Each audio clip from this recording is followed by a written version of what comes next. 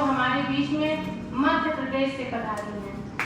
Madam आए और अपना प्रपत्र वाचन प्रस्तुत करें। मैडम बेला मेहता जी। कोई दिक्कत तो नहीं है? आइए आपका समय निकला है।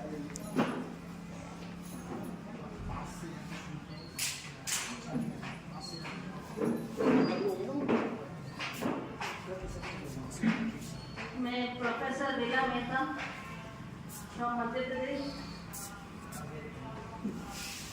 आज के इस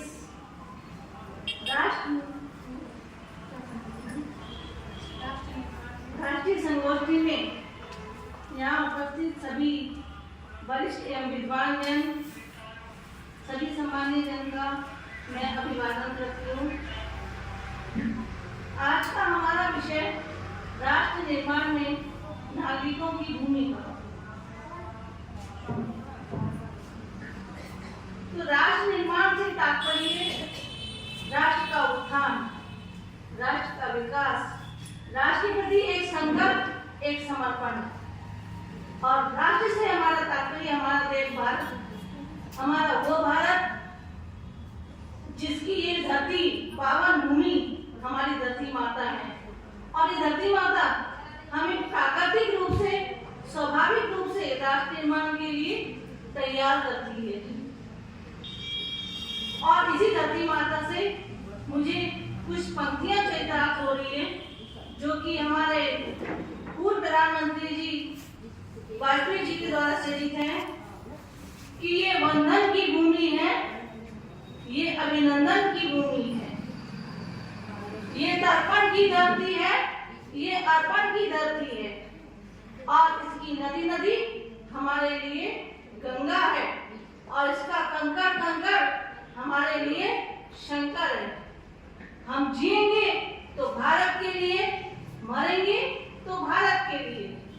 और मरने के बाद जब कोई हमारी इन अस्थियों को कान लगाकर सुनेगा तो एक ही आवाज आएगी, भारत माता की जय, भारत माता की जय।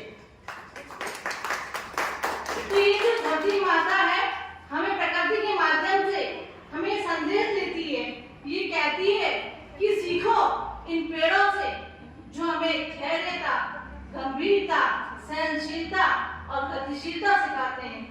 ये समुद्र जो हमें अपनी गहराई के माध्यम से ये प्रेरणा देता है कि हमें आवश्यकता है हमारे भारतीय संस्कृति की गहराई में जाने का, हमारे भारतीय इतिहास का जो गहराई में जाकर उसका अवलोकन करने का, ताकि हम अपने राष्ट्र को समझ सके कि हमारा भारत क्या है। और सीखे इन पहाड़ों से जो हमें अपनी कथनी और करनी और प्रतिज्ञा के ऊपर डटे रहने का एहसास कराते हैं। और ये जो नन्हे नन्हे पौधे हैं ये हमें अपनी भूमि से जुड़े रहने का एहसास कराते हैं। ये सूर्य जो हमें निरंतर ऊर्जावान बने रहने की प्रेरणा देता है, वो चंद्रमा जो हमें शीतलता और शांति के साथ रहने की प्रेरणा देता है। तो इस प्राकृतिक गुणों के माध्यम से हम अपने जीवन में इनको अनुसरण करके अपने आप को राष्ट्र निर्माण के लिए तैयार कर सकते हैं। और क्योंकि किसी भी राष्ट्र के निर्माण में उस देश की नागरिक की अहम भूमिका होती है। और एक जिम्मेदार नागरिक एक सशक्त राष्ट्र की पहचान होता है। इसलिए देश की गरिमा को बनाए रखने और उसे सर्वोत्तम शिखर तक पहुंचाने का पूर्ण उत्तरदायित्व देश के प्रत्येक नागरिक का होता है। राष्ट्र निर्माण सीखे हमारे स्वामी विवेकानंद से, जिन्होंने इस पूरी दुनिया को अपनी भारतीय संस्कृति से परिचित कराया। राष्ट्र निर्माण सीखे आचार्य चाणक्य से, जिन्होंने एक संकल्प के ऊपर, एक प्रतिज्ञा के ऊपर नंद वंश का खात्मा करके मौर्य वंश की स्थापना की। और उन्होंने अर्थशास्त्र की रचना करके राष्ट्र निर्माण में महत्वपूर्ण सहयोग दिया। राष्ट्र निर्माण में आचार्य चाणक्य ने एक शिक्षक को ये सिखाया कि शिक्षक गौरव तब घोषित होगा जब ये राष्ट्र जीवन मूल्यों और परंपराओं का निर्वाह करने में सफल एवं सक्षम होगा। और ये राष्ट्र सफल एवं सक्षम तब होगा जब एक शिक्षक अपने उत्तरदायित्व को पूर्ण करने में सफल होगा। जब वह राष्ट्र के प्रत्येक व्यक्ति में राष्ट्र चरित्र का निर्माण करने में सफल होगा और साथ ही जिस व्यक्ति में राष्ट्र के जिस नागरिक में जो कि राष्ट्रभाव से शून्य है, राष्ट्रभाव से हीन है, जो अपनी नागरिकता के प्रति सजग नहीं है, तो ये शिक्षक की असफलता है।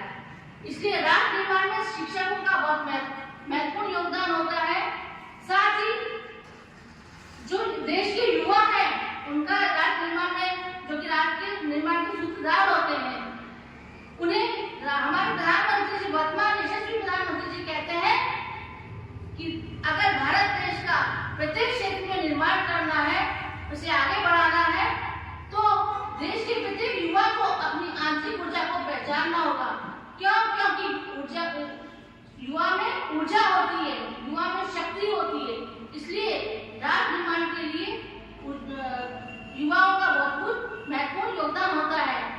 और राष्ट्र निर्माण के लिए हमारे जो विश्व गुरु भगवान श्री कृष्ण ने इस दुनिया को एक महत्वपूर्ण और महामंत्र जो दिया है कि निष्काम भाव से कर्म करते हुए अपने कर्तव्य का पालन करना।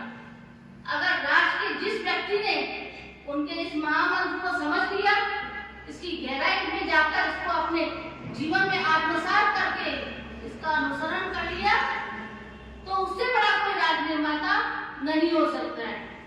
इसलिए राष्ट्र निर्माण के लिए चाहिए कर्तव्य परायणता, राष्ट्र के प्रति आत्मिक जुड़ाव और राष्ट्र के प्रति आत्मिक